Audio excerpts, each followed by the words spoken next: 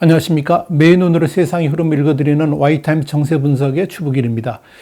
중국이 당황하고 있습니다. 사실상 중국의 급소라고 할 수 있는 인권 문제를 고리로 해가지고 2022년에 열리게 될 이 베이징 동계올림픽이 무산될 수도 있기 때문에 그렇습니다.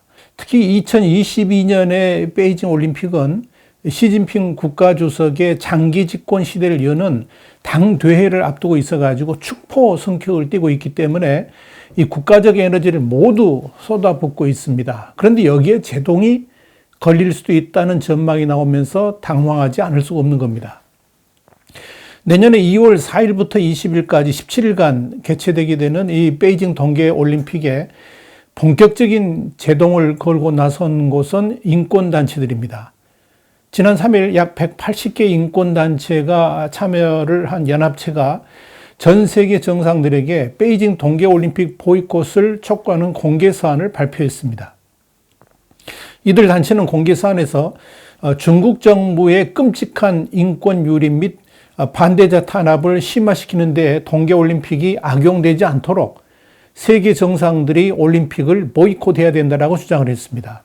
이번 공개서한에 서명한 연합체에는 세계 유구리회의, 또 국제 티벳 네트워크 등이 포함되어 있습니다. 이들 단체는 서한에서 시진핑 중국 국가주석이 2015년 베이징 동계올림픽 개최가 결정된 이래 기본적인 자유와 인권에 대한 가차없는 탄압을 자행해 왔다라고 비판을 한 겁니다. 자, 이런 인권단체의 움직임에 본격적으로 호응하고 나선 국가가 바로 캐나다입니다. 캐나다 의회는 지난 22일 위구르족에 대한 중국의 탄압을 대량 집단 학살로 규정하고 IOC에 2022년 동계올림픽 개최 도시를 베이징에서 다른 도시로 변경할 것을 공식 요청한다는 내용의 결의안을 만장일치로 채택을 했습니다. 이 동의안이 법적 구속력은 없습니다만 주스틴 트루도 캐나다 총리에게는 압박 요인으로 작용할 것으로 보입니다. 트루도 총리는 지난 16일 기자회견에서 위구르족 문제에 대해서 면밀하게 계속 지켜볼 것이라고 말하면서도 베이징 올림픽 보이콧 움직임에 대해서는 신중한 입장을 취하고 있습니다. 이 베이징 올림픽 보이콧 동의안은 제1야당인 보수당 주도로 표결이 이루어졌고요. 집권자유당은 동의안 표결을 의원 개인의 자유의사에 맡겼습니다만은 이 결의안 자체가 만장일치라는 점이 이 트루도 총리에게는 부담도 됩니다. 그러나 반면 이런 것도 있습니다. 베이징 올림픽 보이콧 결정을 쉽게 할 수 있는 배경 또한 바로 이렇게 만장일치로 통과됐다는 것, 이것이 될 수도 있다는 거죠. 이날 이 트루도 총리는 의회의 표결에서 기권을 했습니다. 분명한 것은 이 캐나다 내의 베이징 올림픽 불참 의지가 갈수록 견고해지고 있다는 점입니다. 캐나다 의회는 이날 중국의 위구르족 탄압을 제노사이드로 이렇게 규정을 했습니다. 집단 학살로 규정한 거죠. 미국에 이어서 두 번째로 그렇게 규정을 한 겁니다. 캐나다 제1야당인 이 보수당의 메린 오돌 이 보수당 대표는 이날 중국과의 경제적 기회를 희생하더라도 인권의 존엄성을 위해서 일어서야 된다라고 강력한 의지를 보였습니다. 이 오톨 대표는 지난 16일에도 중국 정부가 신장 지역에서 100만 명이 넘는 위구르족을 상대로 학살을 저지르고 있다 그러면서 캐나다는 이런 학살에 눈 감아서는 안 된다라고 주장을 했습니다.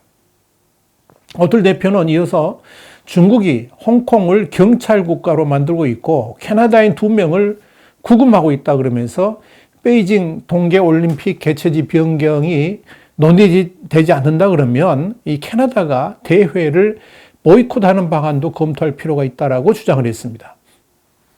이 캐나다는 지난 2018년 평창 동계올림픽에서 메달 29개를 획득하면서 종합순위 3위에 오른 동계 스포츠 강국입니다. 미국에서도 이 베이징 동계올림픽 보이콧 주장이 계속 불거지고 있습니다. 지난 3일 릭 스콧 상원 의원을 포함해가지고 공화당 상원 6명이 2022년 베이징 동계올림픽과 관련해가지고 인권을 인정하고 존중하는 국가가 주최해야 된다라는 결의안을 제출을 했습니다. 스콧은 성명에서 중국은 신장 위구르족에 대한 집단 학살을 저지르고 홍콩인들의 인권을 제한하며 대만을 위협하고 있다 그러면서 공산주의 중국에 2022년 올림픽 개최를 허용해서는 안 된다라고 강조를 했습니다. 존 케코 미국 하원 국토안보위원도 23일 중국이 신장 자치구에서 저지르는 조직적인 위구르족 탄압을 조금이라도 억제할 수 있다면 베이징 올림픽에 불참해야 된다 그러면서 조 바이든 대통령에게 결단을 촉구했습니다. 대선 출마를 고려 중이라고 알려진 공화당의 니키 헤일리 전 사우스캐롤라이나 주지사도 25일 박스뉴스 기고문을 통해서 베를린 하계 올림픽에 참여했던 1936년 그 나치 독일보다 오늘의 중국이 더 위험하다 이렇게 말하면서 나치 독일이 어떻게 될지를 알았다 그러면 미국은 그 경기를 보이콧했을 것이라 이렇게 말을 했습니다. 또 이 바이든 대통령은 보이콧 결정을 내려야 된다라고 강조를 했습니다. 이런 베이징 올림픽 보이콧 움직임에 대한 백악관의 반응도 조금씩 달라지고 있습니다. 지난 2일만 하더라도 젠 시아키 이 백악관 대변인이 나서가지고 나는 몇몇 보고서를 봤다 그러면서 베이징 올림픽에 대한 우리의 접근 방식은 변화가 없다라고 딱 잘라 말했었습니다. 그런데 25일에는 톤이 완전히 바뀌었습니다. 사키 대변인은 이날 뭐라고 말했냐면 그 문제에 대해 최종 결정된 건 없다. 그리고 우리는 물론 미국 올림픽위원회의 지침을 구하겠다라고 말을 했습니다. 그러니까 논의가 없다 해서 최종 결정 안 했다라고 바뀐 건데요. 이건 2022년 베이징 동계올림픽 보이콧 가능성을 열어둔 것으로 해석이 됐습니다. 로이터 통신도 사키는 그간의 베이징 올림픽 보이콧에 대한 논의가 진행되고 있지 않다는 신호를 보내왔기에 이날 언급은 변화를 의미한다라고 전했습니다. 미국은 지난 2018년 평창 동계올림픽에서 메달 23개를 획득하면서 종합순위 4위에 오른 국가입니다. 자, 이런 베이징 동계올림픽 보이콧 움직임에 대해서 영국과 독일에서도 동조 움직임이 일어나고 있습니다. 영국에서는 야당인 자유민주당의 에드 데이비 대표가 영국 올림픽위원회 위원장한테 서한을 보내가지고 중국 정부가 신장 지역의 유구르족 인종 청소를 중단하지 않는다면 영국 선수들의 베이징 올림픽 출전을 철회해야 된다라고 주장을 했습니다. 또한 도미닉 러브 영국 외무장관도 베이징 동계올림픽을 직접 거론하지는 않았습니다만은 유엔 인권이사회에서 위구르족에 대한 고문과 강제노동, 낙태 등이 산업적인 규모로 자행되고 있다 그러면서 비난을 했습니다. 그러면서 신장의 상황은 도리에서 벗어났다라고 언급을 했습니다. 그러나 존슨 총리는 지난 24일 영국은 일반적으로 스포츠계 보이콧을 지지하지 않았다 그러면서 일단 베이징 올림픽 보이콧에 찬성을 하지는 않았습니다만은 일반적으로라는 단서를 붙이면서 또다시 거론될 수 있는 여지는 남겨놨습니다. 존슨 총리는 그러면서 신장 지역과 관련해서는 외무부가 관련 정책을 준비하고 있고 영국 기업들로 하여금 위구르족에 대한 폭력으로부터 이익을 얻거나 그에 동참하는 것을 막는 일련의 조치를 취할 것이다 라고 말을 했습니다. 하이코 마스 독일 외무장관도 세계 인권 선언에 대한 우리의 약속은 소수민족에 대한 자의적 구금이라든지 이 홍콩 시민들의 자유에 대한 중국의 탄압이 설 자리를 두지 않는다라고 말하면서 중국의 인권 탄압을 강력하게 비판했습니다. 독일의 분위기로는 언제든지 이 베이징 올림픽 보이콧 문제에도 논의의 장을 열어놓았다고 볼 수 있을 겁니다. 독일은 지난 2018년 평창 동계올림픽에서 메달 31개를 획득하면서 종합순위 2위에 오른 스포츠 강국이죠. 만일 이렇게 독일과 캐나다, 미국이 베이징 올림픽을 보이콧한다 그러면 지난 평창 올림픽 때 2위, 3위, 4위를 했던 국가들이 모두 불참하게 되면서 이 베이징 올림픽 자체가 무산될 수도 있다는 위기감이 감돌고 있는 겁니다. 그런데 이런 서방 세계의 베이징 올림픽 보이콧 움직임에 대해서 중국은 적잖이 당황을 하면서도 강력하게 반발하고 있습니다. 중국 정부는 23일 왕원빈 중국 외교부 대변인을 통해서 캐나다 의회의 결의안 통과는 중국 내정에 대한 난폭한 간섭이라 그러면서 캐나다에 엄정한 교섭을 제기했다고 밝혔습니다.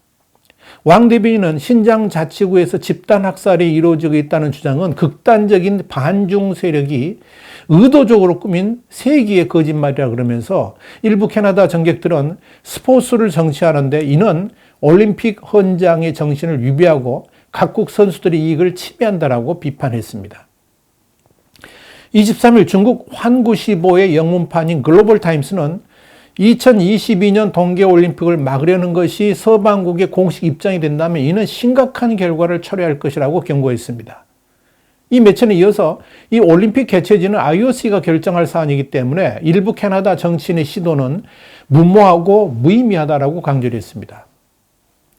환구시보와 글로벌 타임스 총편집장인 후시진도 지난 9일 자신의 트위터를 통해서 2022, 그러니까 2022년 베이징 동계올림픽을 보이콧하는 것은 인기 없는 아이디어이고 폭넓은 지지를 받지 못할 것이라 그러면서 국제올림픽위원회와 운동선수들은 그것을 반대할 것이고 중국은 보이콧에 동참하는 국가를 심각하게 제재할 것이다 라고 경고를 했습니다. 후시즈는 또 자신의 이 웨이보는 중국판 트위터죠. 이 웨이보에 올림픽 개최 1년을 앞두고 일부 반중 세력이 드디어 기회가 온 것으로 생각한다는 제목의 영상을 올리기도 했습니다. 여러분, 아주 중요한 이야기인데요. 중국이 이 베이징 동계올림픽 보이콧 국가들에 대해서 경제 제재라는 카드를 들고 나온 것 자체가 이 스포츠의 정치를 개입하는 것이고 그런 발언 자체가 국제사회의 반발을 가져올 수 있다는 점에서 중국이 실수한 것이라는 지적들이 나오고 있습니다. 중국이 이렇게 격하게 반발하는 건 왜 그러느냐? 내년에 베이징 동계올림픽이 갖는 의미 때문에 그렇습니다. 시진핑 주석이 있어서 2022년은 사실상 장기 집권으로 가는 엄청나게 중요한 당대회가 열리는 해입니다. 중국은 2월에 베이징 올림픽을 거창하게 치르면서 시진핑의 장기 집권 분위기를 조성하려고 하고 있습니다. 그래서 시 주석이 동계올림픽에 쏟는 관심도 지대한 겁니다. 시진핑은 지난 19일 베이징 하이덴구와 옌칭구의 동계올림픽 경기장을 찾았습니다. 거기서 무슨 말을 했냐면 중요한 역사적 전환점에선 중국의 베이징 동계올림픽은 중대한 지표가 될 것이라고 말을 했습니다. 여기에 대해서 관영신화통신도 시 주석이 동계올림픽 개최지를 시찰한 것은 지난 2017년 이후 네 번째라 그러면서 코로나19로 중대한 도전에 직면한 상황에서 올림픽 개최에 대한 자신감을 보였다라고 전했습니다. 문제는 국제사회의 이 반중국, 반시진핑 흐름입니다. 사실 이 서방 세계에서 신장 위구르의 인권 탄압 문제를 강력하게 거론하는 것은 중국이라는 국가 자체에 대한 비판보다 이걸 주도하고 있는 중국 공산당의 시진핑 주석에 대한 화살이라고 보면 됩니다.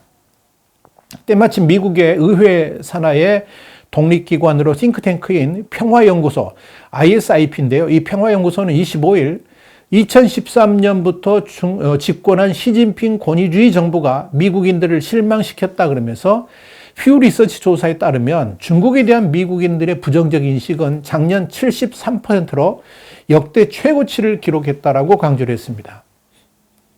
이런 이유 때문에 미국이 동맹국들과 함께 강력한 대중국 정책을 펼쳐 나갈 것이라는 분석입니다. 베이징 올림픽 보이콧도 이런 여론의 흐름과 맥이 닿아 있습니다. 결국 미국이 베이징 올림픽 보이콧을 결정하게 된다 그러면 당연히 베이징의 축제는 취소될 수밖에 없을 겁니다. 물론 변수가 또 하나가 있습니다. 뭐냐면 지난해 열릴 예정이었던 도쿄 하계올림픽이 올해도 못 열리게 된다 그러면 하계올림픽이 내년으로 다시 연기되면서 동계올림픽 개최 또한 변경 논의가 일어날 수도 있습니다. 그때 이 자연스럽게 개최지 변경 논의도 거론될 수 있겠죠. 어떻게 되든 2022년에 베이징 동계올림픽은 풍전등화의 위치에 놓이게 됐습니다. 만약 베이징 올림픽이 취소된다 그러면 시진핑의 장기 집권 가도에도 빨간불이 들어오게 될 겁니다.